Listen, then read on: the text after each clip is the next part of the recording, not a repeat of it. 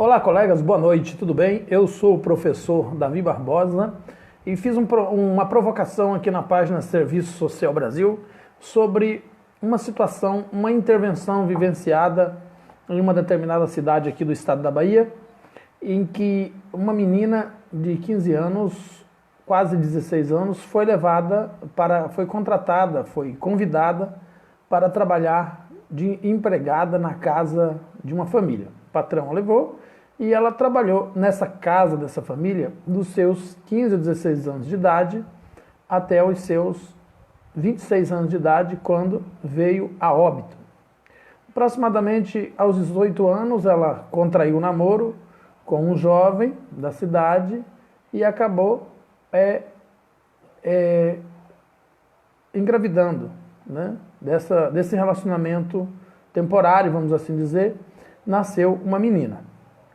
E desse nascimento, quando a menina já estava lá com quase 8 anos de idade, ela veio a falecer.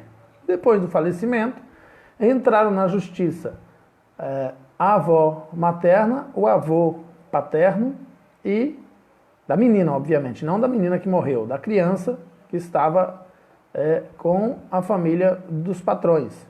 E também a família do patrão entrou com pedido de guarda. E aí eu fiz aí a minha pergunta aí na página de a quem a justiça poderia vir a conceder a guarda definitiva dessa criança, né? E aí teria que passar talvez por um processo de adoção, enfim.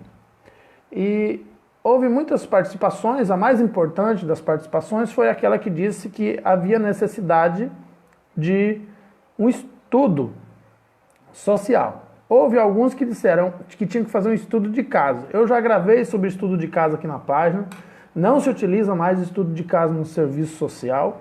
Isso é uma contravenção do Código de Ética, é uma violação do Código de Ética, vai contra o projeto ético-político, é uma prática conservadora que já deveria ter sido superada há muito tempo. Algumas pessoas insistem em teimar na defesa desse instrumento chamado estudo de casos. Já tem um vídeo bem explanado sobre esse assunto aí na página. Então, não é estudo de caso, viu, gente? Não se utiliza mais estudo de caso no serviço social. É estudo social que se utiliza agora. A metodologia é estudo social com abordagem coletiva e individual. Muito bem. Então, dado o provimento dessa situação, antes de dar a resposta a esta intervenção que eu coloquei na página, esse processo de intervenção, esse estudo social que teria que ser realizado para conhecer aí a história da menina, a história das 3 famílias envolvidas no processo, né? O materialismo histórico dialético das 3 situações. Teria que se estudar para poder se chegar a conhecer o indivíduo com profundidade, na sua totalidade, suas nuances, os vínculos afetivos, as condições socioeconômicas, enfim, toda a história que envolveu essa situação. E antes de dar a resposta do provimento dado pela juíza, neste caso, quero falar com vocês aqui a respeito do provimento do Conselho Nacional de Justiça, o provimento 63/2017. Não tem nenhum ano ainda esse provimento, mas várias outras decisões já teriam sido tomadas antes desse provimento pelo STF, pela turma 1, pela turma 2, pela turma 3, e existem várias súmulas a respeito desse assunto na internet. Então não é novo o entendimento, um amadurecimento do direito, passando do direito positivo para o direito mais social-democrata, para o direito mais humanista, deixando as velhas práticas egrégias de um direito mais legalista para um direito mais humanista. Os magistrados e juristas do Brasil passaram a entender que o vínculo afetivo é superior ao vínculo biológico. Isso foi uma evolução fantástica do direito que atinge em cheio o serviço social em todos os seus ângulos. É muito importante a gente entender isso. Então, quem quiser conhecer mais sobre isso, recomendo, leia o provimento de número 11 do Conselho Nacional de Justiça. O número 11 não, o provimento de número 63 de 2017, 17 de novembro de 2017, o Conselho Nacional de Justiça publicou o provimento 63. Então esse provimento, ele já veio depois que a prática já tinha se tornado jurisprudência, já tinha se tornado súmula, ou seja, tanto o STF quanto o STJ já tinham dado pareceres favoráveis, levando em conta vínculos afetivos e negando vínculos sanguíneos, vínculos biológicos. Deste modo, já tem uns 4 anos que a área jurídica, o braço do direito, tem entendido que o vínculo afetivo é superior ao vínculo de sangue. O vínculo afetivo, na inexistência do vínculo afetivo, o vínculo biológico não tem muito valor. Então eu quero conversar sobre isso com vocês aqui. Então eu vou propor algumas situações para que vocês entendam. Vamos supor que uma mulher, no Brasil nós temos hoje, feliz Dias dos Pais, as 57,3 milhões de mulheres aí que cuidam dos filhos sem ajuda masculina. Os filhos foi feito em dupla, mas apenas um dos lados acabou cuidando dos filhos aí. Parabéns, vocês são heroínas. Deixo aqui o meu abraço, o meu desejo de sucesso e que o país, as políticas de assistência social enxerguem também as mulheres nessa perspectiva do empoderamento do sujeito e reconheça que o Brasil é um país onde 1/4 da sua população vive dentro de uma família sem a presença masculina, a figura do pai. É importante a gente pensar isso também. Então, voltando, vou fazer algumas provocações. Vamos supor que uma mãe tem 2 filhos e aí o pai dá pensão para essa criança, mas está distante, só alimenta, né?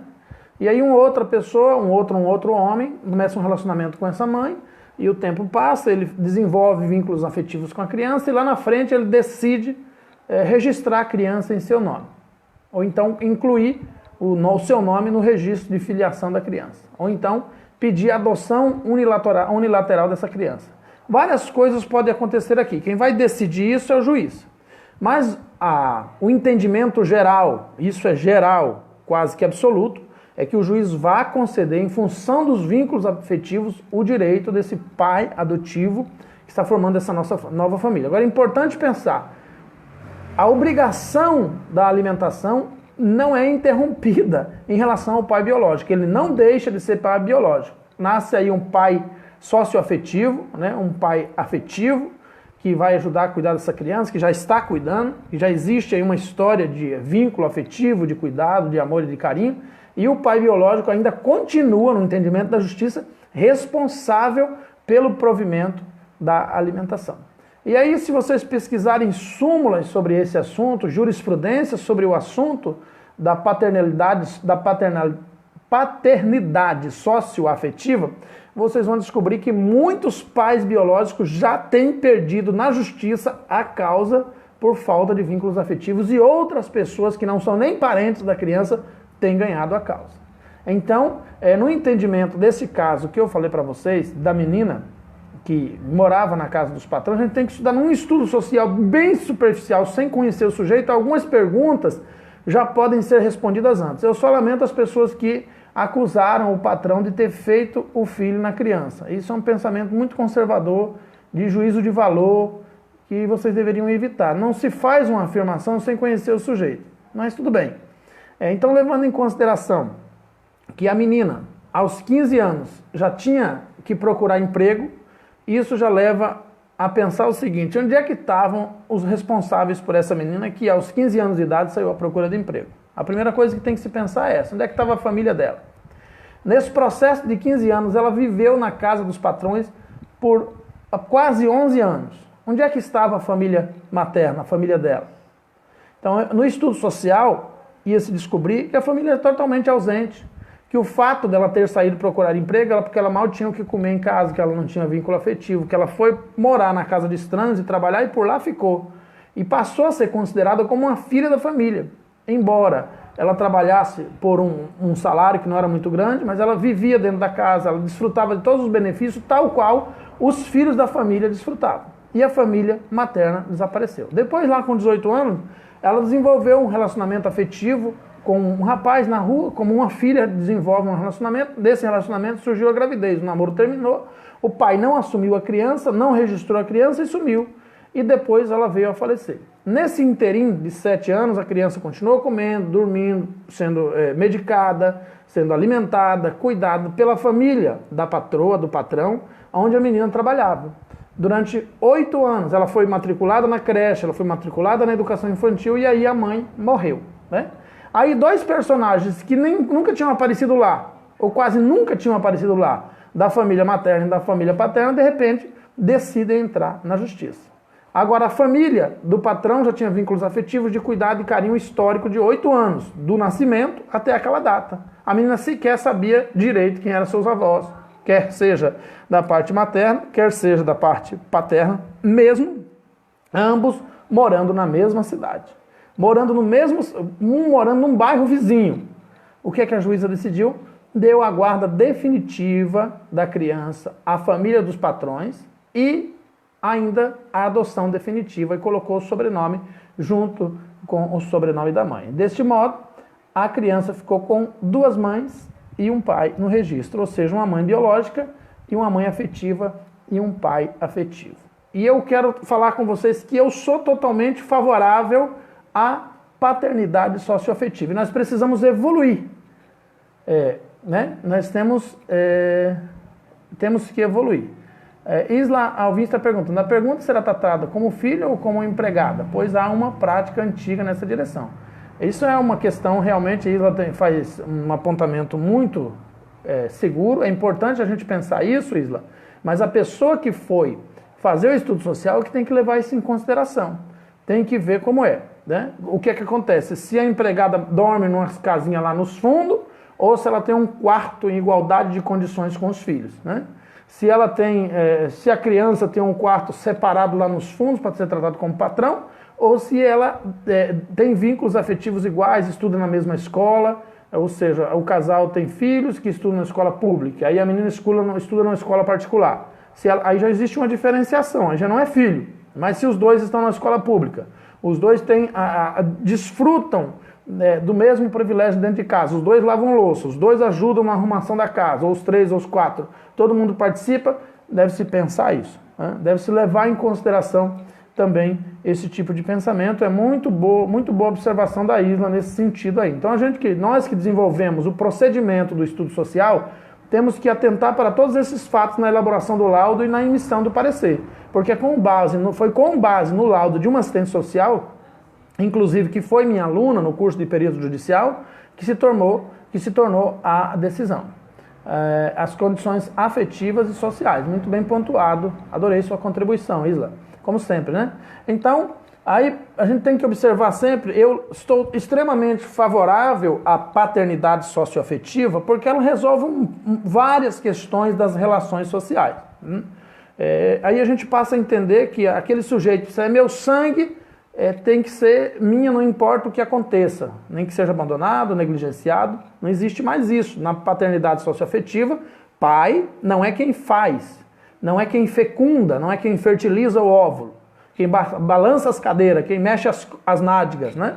Pai é quem cria, quem alimenta, quem cuida, quem dá carinho, quem dá atenção, quem dá provimento de qualidade, tempo de qualidade à criança. Não precisa ser 24 horas por dia, né? Então eu sou a favor da paternidade socioafetiva, porque ela também resolve a questão de 2 mulheres poderem adotar uma criança. 2 mulheres na relação homoafetiva, a paternidade socioafetiva estabelece isso. Elas tanto podem adotar uma criança, como elas também podem recorrer à inseminação artificial. Acontece o mesmo com 2 homens na união homoafetiva. Né? Então, a paternidade socioafetiva também estabelece o vínculo na questão do tio, que passa a cuidar do sobrinho, do avô, que passa a cuidar do neto, e aí sucessivamente. Então, é importante nós pensarmos, depois vocês pesquisam aí na internet as súmulas sobre a questão da paternidade socioafetiva. É importante também pensar, na perspectiva da paternidade socioafetiva, que já existe súmula decidida que a criança, a partir dos 7 anos de idade ou 8 anos de idade, dependendo de algumas circunstâncias, já pode também participar. A decisão não é total dela, existem outras variáveis que precisam ser observadas, mas ela já pode participar da decisão de com quem ela quer ficar, ela decide ir morar. Ok? Então, já é parte da decisão do juiz, ela serve já como testemunha de si mesmo, ou seja, sua opinião já tem que ser ouvida a partir dos 7, 8 anos de idade. Agora a gente precisa prestar bem atenção em relação, por exemplo, a alienação parental. A alienação parental é uma faca de dois gumes, ela corta para os dois lados. Então, quando há incompetência por parte do juizado, do juiz, ou o advogado, ou o assistente social que estuda a situação, que estuda a intervenção na criação de um laudo e de um parecer, ela pode prejudicar a mulher dentro da perspectiva da alienação parental.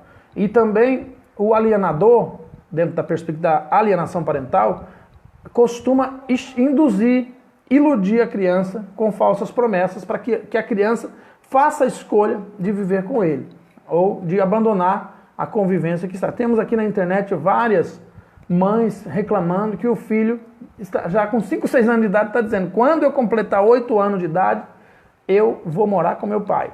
Então são várias questões que precisam ser repensadas e discutidas, que têm relação direta também com isso.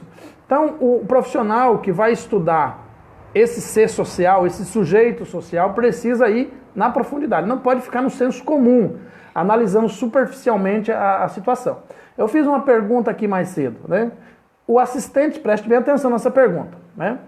E tente responder aí. A Ruth já tentou responder, porque ela participou do curso comigo, lá em Sete Lagoas, em Minas Gerais, o curso de perito judicial. Então ela até fez um texto lindo lá. Obrigado, Ruth. Isso mostra que você estava prestando atenção na aula. Isso é importante, né? Lá em Sete Lagoas ela participou do curso.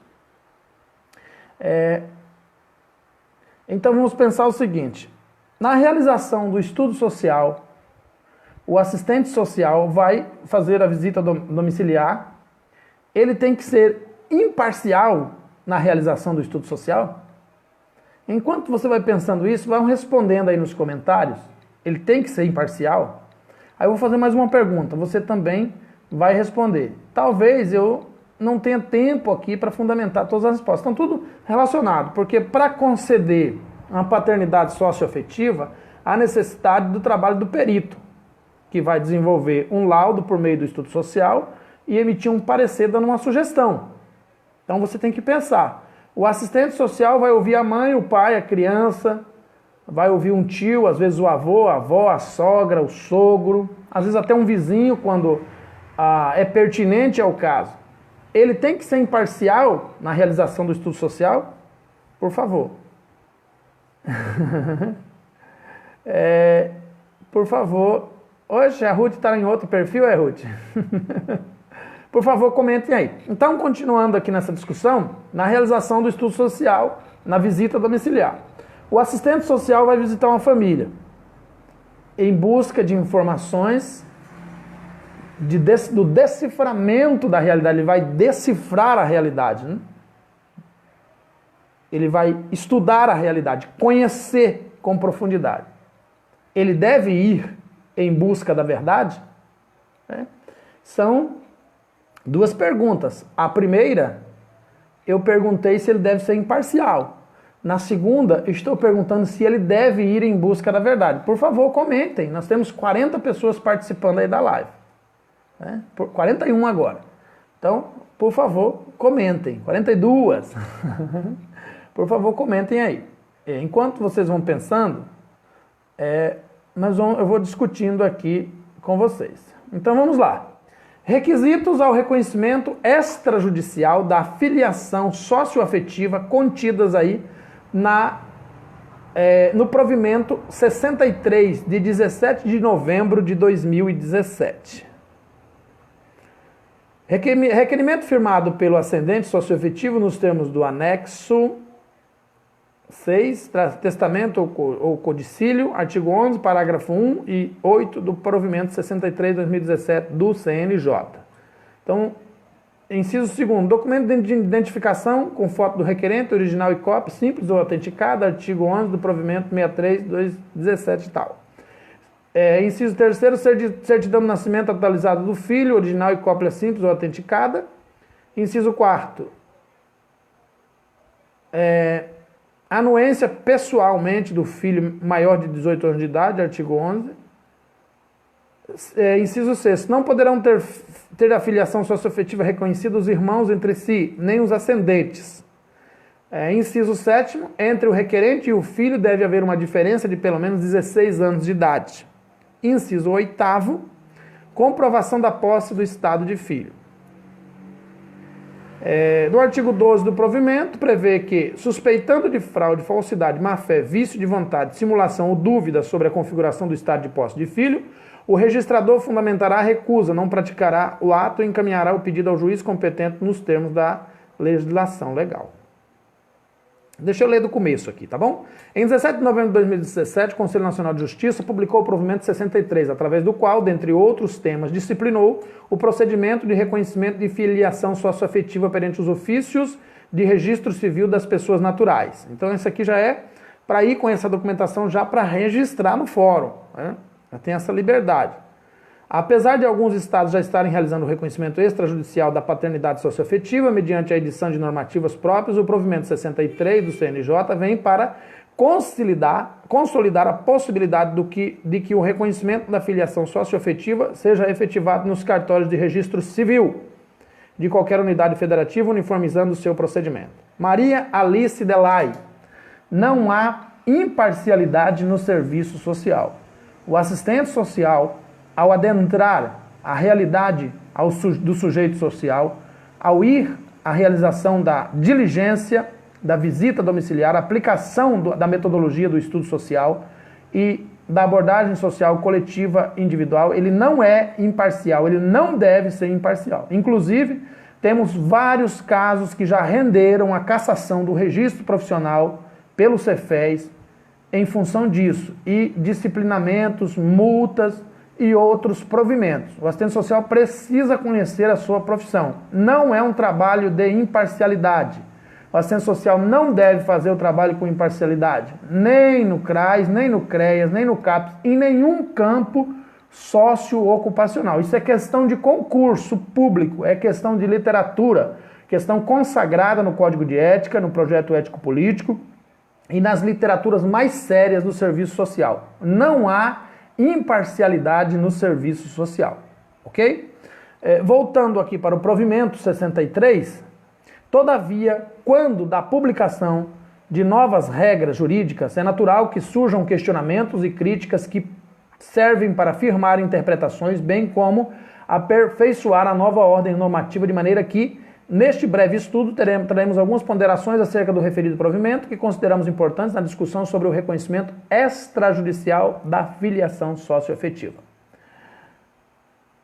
Continuando, da comprovação da posse, já falei, né? De acordo com Jaqueline Figueiras Nogueira, a posse do estado de filho corresponde à relação de afeto íntimo e duradouro, exteriorizado e com reconhecimento social entre homem e uma criança que se comportam e se tratam como pai e filho. E no caso aí se aplica à mulher também. Exercitando os direitos e assumem as obrigações que esta relação paterno-filial determina. Aí eu fiz a segunda pergunta para vocês responderem aí. O assistente social, ao proceder à visita domiciliar, deve ir em busca da verdade? Deve ir em busca da verdade? Sim ou não? Por favor, fundamentem.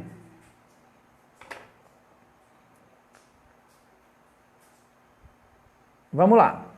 Segundo Renata Viana Neri, a doutrina da sua grande maioria dispensa o requisito de homem, de maneira que o fato do nome do filho não conter o correspondente patronímico em nada altera a caracterização da posse do estado de filho, desde que presentes os demais elementos, quais sejam tratamento, tactus, fama, reputatio. Assim sendo, o oficial de registro deve estar atento à comprovação da posse do estado de filho, mais especificamente no tocante aos elementos do tratamento e da fama que, aliados aos requisitos da manifestação de vontade, caracterizam a filiação socioafetiva. Pois bem, já que tem uma turma aí dizendo sim, hoje eu vou lhes chocar. Não! O assistente social não é um averiguador de verdades. Ele não faz averiguação de fatos. Ele não anda em busca de verdades. Ele conhece o sujeito. A verdade de A não é a verdade de B. A verdade de B não é a verdade de C. O assistente social jamais deve cometer o crime de ir na busca de informações na realidade do sujeito em busca de verdades. Você vai em busca de informações. Você vai em busca de decifrar a realidade, conhecer a realidade. Ela pode ser mentirosa para você e verdadeira para o usuário. Ela pode ser mentirosa para a mãe, mas pode ser verdadeira para o filho. ela pode ser mentirosa para o usuário que estupra, mas é verdadeira para a criança que sofre a violência do estupro. Então não existe verdade, não se trabalha no serviço social e nem em nenhum tipo de ciência com verdades absolutas. Nas ciências humanas, nós trabalhamos com verdades relativas, que não nega a existência de uma verdade absoluta, mas a verdade relativa deixa espaço aberto para você questionar, para você perguntar, refletir a respeito do assunto, propor a dialética, a tese, a antítese, a síntese, e assim estabelecer um novo recomeço na discussão e ela tornar-se cada vez mais amadurecida, mais centrada, mais equilibrada e responder mais às necessidades que o estudo apresenta. As informações têm que ser verdadeiras? Depende. Suegna Paulo está perguntando, as informações têm que ser verdadeiras? Depende. As informações é aquelas que são dadas. Se elas são verdadeiras ou não, o estudo social é quem vai mostrar. O conhecimento da realidade é quem vai mostrar. Suponha, Suegna, que você pergunte para uma criança que foi vítima de, por exemplo, de abuso sexual em busca da, abre aspas, verdade sobre o seu estado de violência sexual. Você vai, além de cometer a revitimização, já tanto debatido aqui e nas literaturas do serviço social, além de cometer a revitimização, você, ao perguntar para o agressor, ele vai negar. Então, já houve aí uma disparidade entre a verdade e a mentira. A outra grande questão é que nós conhecemos a realidade e tomamos nota de tudo que a realidade nos mostra. Aí agora, na emissão do parecer, que não é o estudo social, na emissão do laudo, que também não é o estudo social, são coisas diferentes. No laudo, você vai apresentar o resultado do seu estudo. E aí vai aparecer a verdade de um e a verdade do outro. As duas podem ser mentiras, as duas podem ser verdades. Isso independe, isso varia muito. Então não temos como. Aí agora eu fui em busca da verdade. Fulano mentiu, o que ele disse não me interessa. Fulano falou a verdade. Então eu fiz um juízo de valor, estabelecendo a verdade e a mentira para fazer um filtro. E acabei excluindo um em detrimento de outro, podendo até perder informações confiáveis que devem estar contido dentro do resultado desse estudo. Aí no parecer, quando você for opinar, ainda assim deve-se ter muito cuidado, porque a opinião se fundamenta em cima do que foi colhido, do que foi decifrado, do que foi estudado e do que foi conhecido. Então há uma diferença muito grande entre, e ao mesmo tempo muito tênue, é um fio de cabelo que separa nossos valores pessoais, nossos princípios pessoais e morais, no estudo da realidade. Quando isso se mistura, nós viramos investigador de polícia, fiscal da pobreza, nós viramos realizador de triagens, nós viramos emitidores de juízos de valor. Não, Renato. O assistente social jamais deve ser imparcial. Jamais deve realizar estudo social em busca da verdade. Averiguar fatos, averiguar se é verdade ou não. É assim que o sistema jurídico pede. Muitos documentos vocês vão receber. Averiguar se a criança é isso ou aquilo. Averiguar se a violência doméstica existe. Averiguar é uma palavra cuja origem semântica é a verdade. É contestar, constatar, né? Constatar os fatos. Também tem relação com averiguar a verdade. Não é trabalho do assistente social fazer esse tipo de investigação. Da imparcialidade. Essa linguagem aí da imparcialidade, ela é do direito, e não é nem do direito humanista, é do direito positivista. Então, normalmente, quem defende a imparcialidade também defende o livre-arbítrio. Na vida pessoal, você ser imparcial consigo mesmo é até bom. Você buscar a verdade para si mesmo é bom. Você decidir que tem o livre-arbítrio para escolher é muito bom. Apesar de que eu não acredito nisso. Porque o livre-arbítrio existe, mas na força, na manifestação da força e do poder na sociedade contemporânea, nós somos resultado daquilo que está à nossa volta. Então, em função disso, o livre-arbítrio evapora, porque tem sempre alguém dizendo, vá para a direita, vá para a esquerda, pense assim, pense diferente, pense assado. E nós temos uma profissão que tem um código de ética, que diz como devemos andar, que tem uma literatura vasta madura, bem alicerçada, que diz como devemos agir no fazer profissional e que temos um projeto ético-político, um projeto político de um modo de fazer. Então, nesse projeto político, aí eu recomendo que vocês leiam as resoluções do Cefes, que vão apresentar ali muitos estudos sociais que foram feitos em busca de verdade, averiguando fatos, constatando verdades, determinando quem mentiu e quem falou a verdade, fazendo juízo de valor nos casos de adoção. É bom pai, é mau pai, não serve para adotar. E por aí, e várias outras questões. Então, o assistente social, quando trabalha o policiamento do comportamento, né? Nós temos uma questão de concurso muito conhecida, que foi muito debatida, da OCP, em que um juiz trabalhou,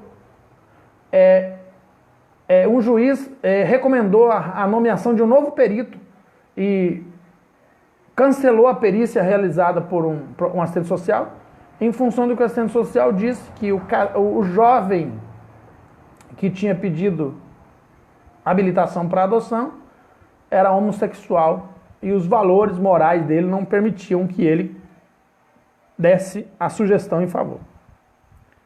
É uma questão muito conhecida de concurso público, ela saiu aí, foi muito famosa, foi um caso verídico.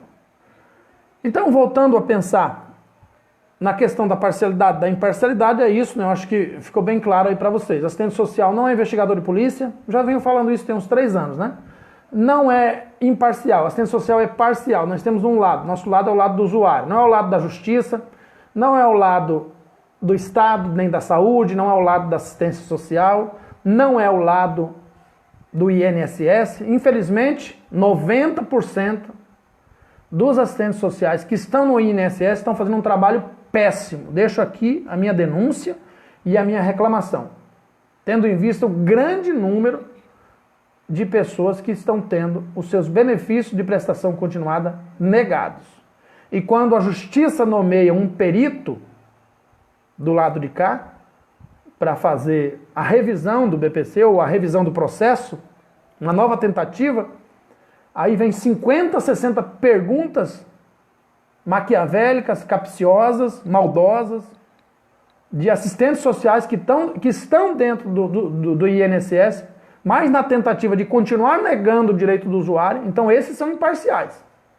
Esses são assistentes sociais que escolheram estar do lado do Estado e não do lado do usuário. Eles fizeram uma escolha profissional maquiavélica, antiética, que vai contra todos os princípios éticos do serviço social, que é o de negar o direito em vez de viabilizá-lo. Isso se aplica a vários outros profissionais, até do CRAS, do Bolsa Família, que saem ávidos pelo campo em busca de o máximo de informações possíveis para cortar o maior número de Bolsa Família, para juntar informações, né, que vão servir depois para cortar. Eu falei outro dia aqui sobre o INCRA. Depois eu quero gravar um vídeo especificamente sobre o INCRA, mas eu vou aproveitar aqui para falar sobre isso. O INCRA, faço um trabalho voluntário junto ao INCRA, algumas vezes, já fiz em várias cidades. Eu participei de uma reunião, nesse dia eu não estava nem trabalhando, mas eu participei e vi as orientadoras do INCRA, as técnicas do INCRA, reclamando com cerca de 70 produtores rurais que buscam o número do NIS, do CadÚnico, junto às secretarias de assistência social no município, e alguns que tiveram bloqueado ou cancelado, e eles não se preocupam. Você tem Bolsa Família? A pergunta que eles fazem enquanto o usuário chega lá é essa. Você tem Bolsa Família? Aí o usuário diz, não, eu sou agricultor, eu não tenho Bolsa Família, eu produzo. Pessoas com pouca informação, com pouca sociabilidade, porque são pessoas da roça, são pessoas que alimentam o Brasil, que alimentam as mesas brasileiras, e não têm acesso ao número do NIS. Estão perdendo moradia rural, estão perdendo plano safra, estão perdendo proposta de cisterna aqui para o semiárido nordestino, estão perdendo o provimento do empoderamento da mulher agricultora, Enfim, fomento à mulher, desculpa, empoderamento não, fomento da mulher, que era para estar saindo agora esse mês, estão perdendo. Porque profissionais incompetentes da assistência social dos municípios menores do Brasil estão provocando isso. O usuário não sabe onde ir, não sabe o que fazer. Antigamente tinha a TER, antigamente tinha a Emater, antigamente tinha a SEAGRE, a SEMAGRE e outras instituições que atendiam o agricultor familiar. Hoje não tem mais. Então o agricultor familiar recorre ao sindicato dos agricultores, dos produtores rurais, quando tem no município. O sindicato manda eles para o CRAS, para o CREAS ou para a Secretaria de Assistência Social e vira um empurra e o produtor rural volta para a roça, para a terra, para a agricultura com as mãos vazias. Só porque não consegue resolver o simples objetivo do CAD único. Né? O número do NIS, o número de identificação social, que inclusive orientei lá para não dizerem mais CAD único, porque o CAD único é só para quem recebe Bolsa Família. Para quem vai receber outros benefícios não precisa do CAD único, precisa do NIS, que é o número de identificação social, e não do CAD único. O CAD único tem relação com vários benefícios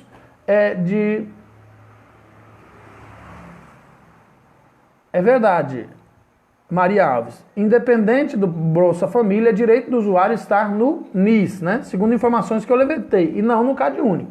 O NIS é o número de identificação social que todo brasileiro deve ter um.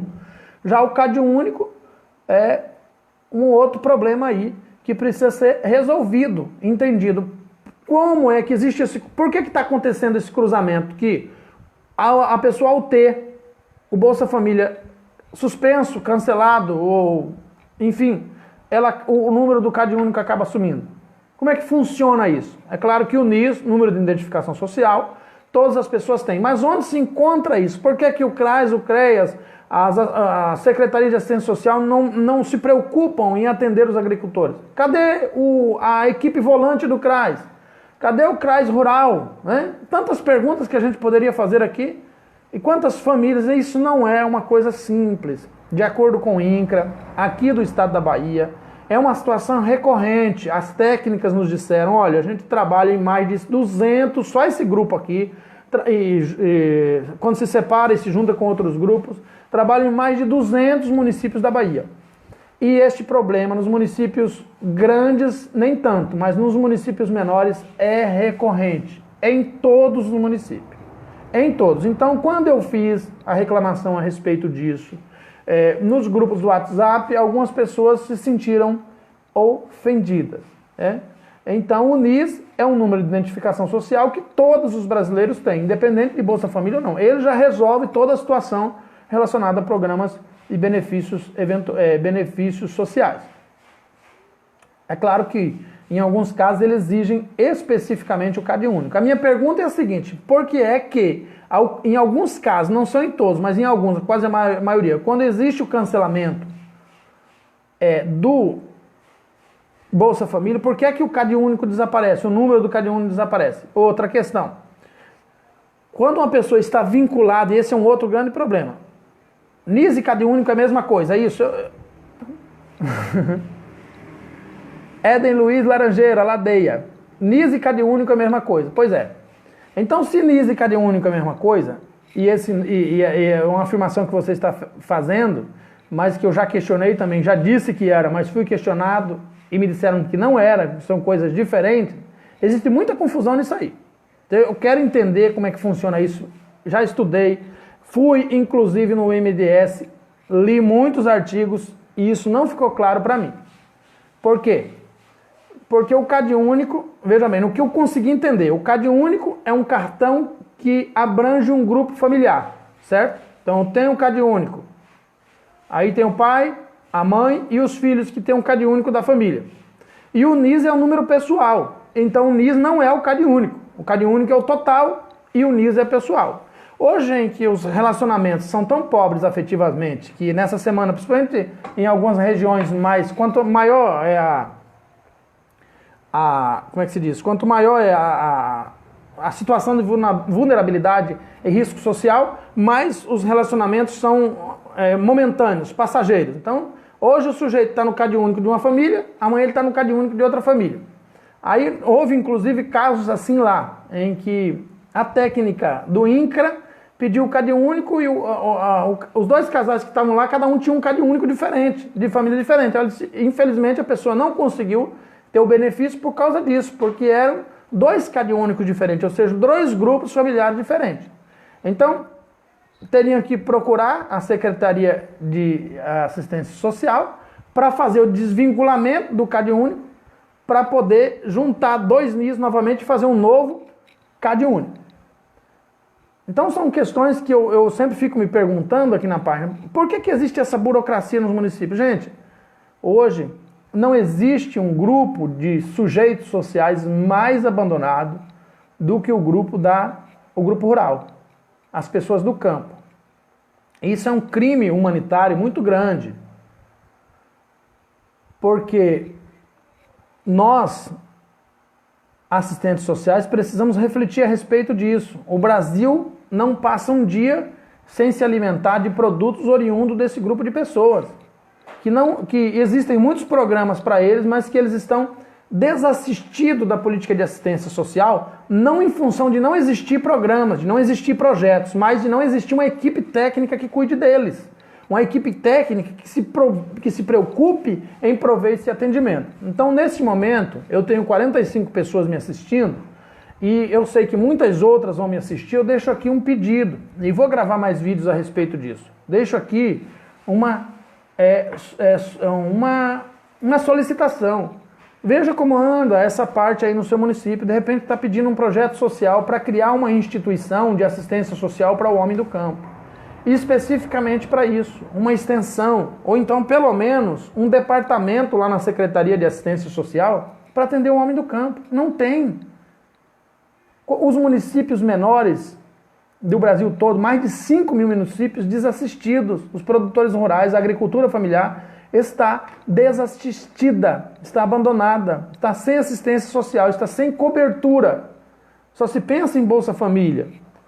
E muitos produtores que nem atrás de Bolsa Família vão, porque não acham que necessitem, que são pessoas que lutam. Eu conheço muitos que quando você fala em Bolsa Família para ele fica bravo, porque ele não acha que tem que defender. São cidadãos que merecem de assistência social. Se fala tanto em emancipar pessoas no Bolsa Família, mas se abandona os que já estão emancipados. Ou aqueles que não querem o Bolsa Família. São pessoas que trabalham no sol, de sol a sol. São pessoas que estão contribuindo com o Brasil sem participar do programa Bolsa Família, mas que continuam precisando de atendimento,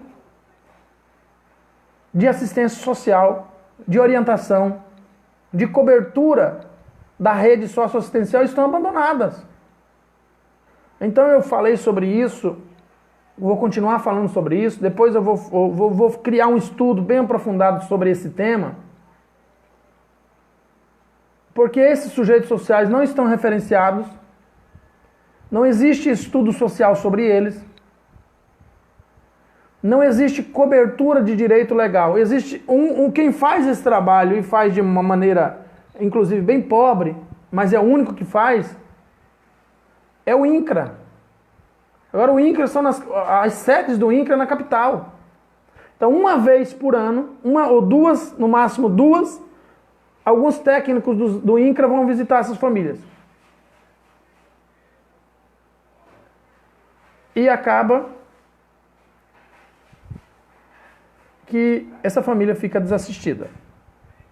Éden está dizendo: o beneficiário tem igualdade de tratamento pela política de assistência social, seja urbano ou rural. Não é, infelizmente, Éden, o que nós estamos vendo. Não é o que está sendo constatado. Não é o que está sendo constatado no INCRA. Não é o protocolo do INCRA, que inclusive disse que vai abrir uma sindicância contra o Ministério do Desenvolvimento Social, que vai acabar caindo sobre os CRAs e CREAs. E quem vai ser prejudicado no final são os assistentes sociais e toda a rede, todos os trabalhadores do SUAS. Por quê? Descobrindo que o trabalho não está sendo feito, não está havendo busca ativa, né? Que instrumento maravilhoso é a busca ativa. Uma das maiores inovações das políticas sociais é o instrumento chamado busca ativa, mas não está sendo praticado. Depois, Fernando, eu vou falar mais sobre segurança alimentar. Então, pessoal, fica aqui essa minha observação, ok? Agora vou ter que sair porque eu me lembrei que daqui a pouco eu vou dar uma aula lá no grupo de estudo fechado preparatório para concurso público. Eu tenho que dar uma aula. E o tema de hoje, para a aula de hoje, vai ser o estudo social, ok? Então eu vou lá para o grupo, vou sair aqui. Quem quiser participar do curso preparatório para concurso público, é só me chamar no privado, ok? Hoje as questões comentadas de concurso público serão sobre o estudo social, que eu vou apresentar lá no grupo fechado, o grupo Professor Davi Barbosa, um grupo fechado aqui no Facebook só para meus alunos, ok? Então se você quiser participar, você vai pagar apenas R$100 e vai participar do grupo durante 3 anos. E também do curso que já está na plataforma com mais de 2 GB de conteúdo, também você terá direito de acessá-lo por 3 anos, ok? Muito obrigado, boa noite a todos, fiquem todos com Deus.